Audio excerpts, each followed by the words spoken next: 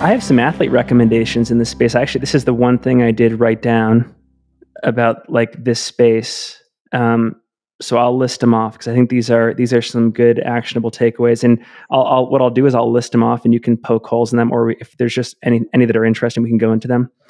The first one, in this day of age, in the 21st century, being a pro runner, and you're thinking about sponsorship and whatnot, be a relentless combiner. So, as we talked about with Abby, maybe bring in the fashion sense, bring in the music influence, the software influence.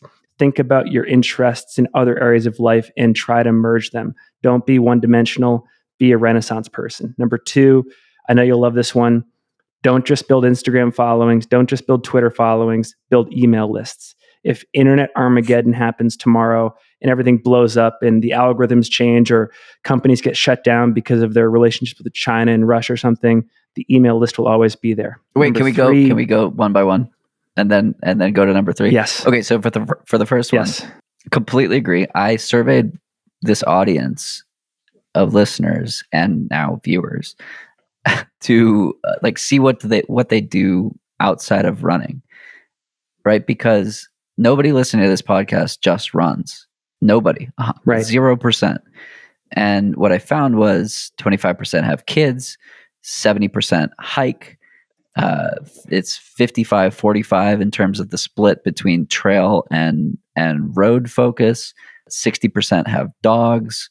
40% of people ski or snowboard. Like, all these people have such different interests, and the opportunity isn't just to talk to them about running, or hey, this is the best way to run, or these are the best foods to eat as a runner, or like best super fuel, that kind of stuff.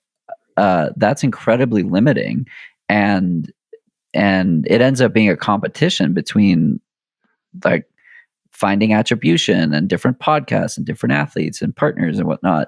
Whereas like I reached out to a dog brand and I was like, you should be in podcasting because 60% of my audience has a dog.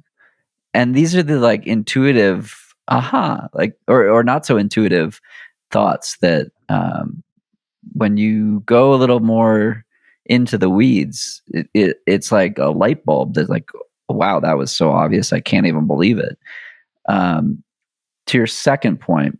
Oh, I want to say one more thing on the first point.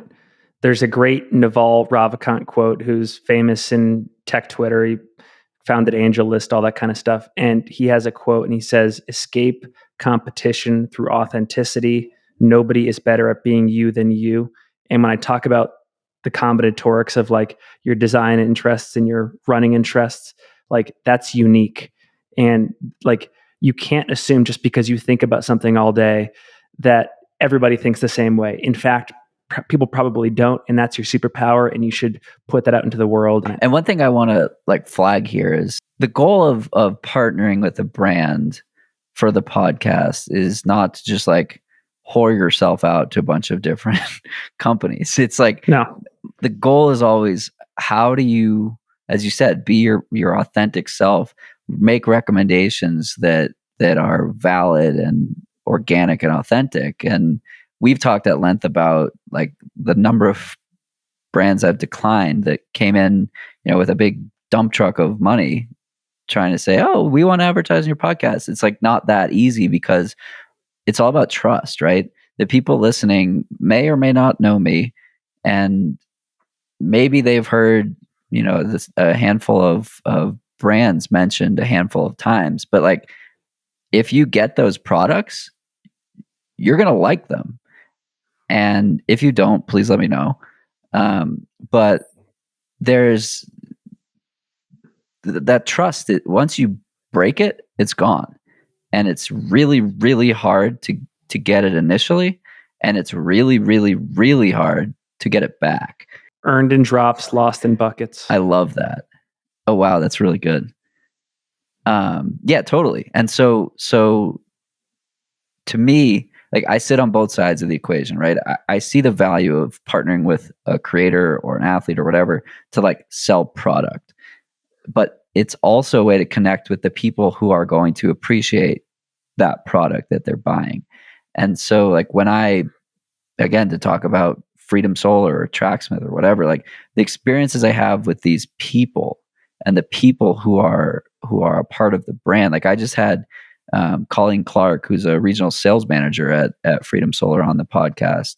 I'm going to have Drew Hartman, who's my digital marketing contact at Tracksmith. Like these are people that are just awesome people, and they happen to work for these brands. And I only buy stuff from good people. And I think we're all in a place where there are so many like snake oil salesmen and shitty companies out there peddling, the next hack or the next, best thing or whatever, that like I find it our duty or our responsibility to highlight like the good ones and the ones that are doing things to help. Amen. And it just so happens that they enable this podcast to happen. And it just so happens that, they, that kind of stuff, allow for growth of that. But again, it's a choice, and it's all about trust. Couldn't agree more. What was your number 3?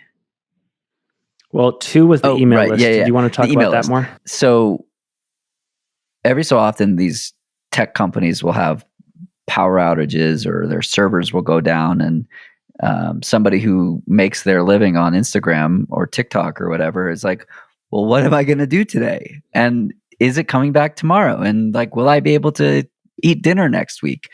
And so it's really important not to be at the mercy of somebody else's platform. I mean, look at Twitter. Look at what Elon Musk is doing to Twitter. First, I think it's all these parody accounts, absolutely hilarious. I saw one today that was like, instead of a blue check, we'll be planting a tree in Israel in your name. And it's just like really funny if if you get that reference. But just like all this, like a month ago, there was none of that. And there weren't people leaving this platform in droves. What if you have a million I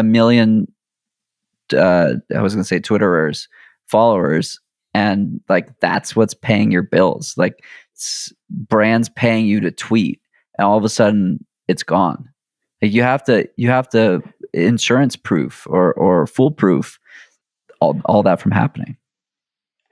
It's terrifying, and I suspect. I mean, there are certainly exceptions to the rule, but I suspect most athletes in the sport have not invested in email lists for the same reason that most people probably haven't done a great job at saving money and throwing money into their Vanguard accounts and buying I bonds, because we've had this incredible bull run for 12 years, 15 years. And that applies to social media as well. But building an email list is tough. It's a reversion back to the days of having a personal website and blogging regularly and providing value independent of the platforms. It's super tough, but the payoffs are amazing because like there's no algorithm for the inbox. It's just like, timing. We still live in an era.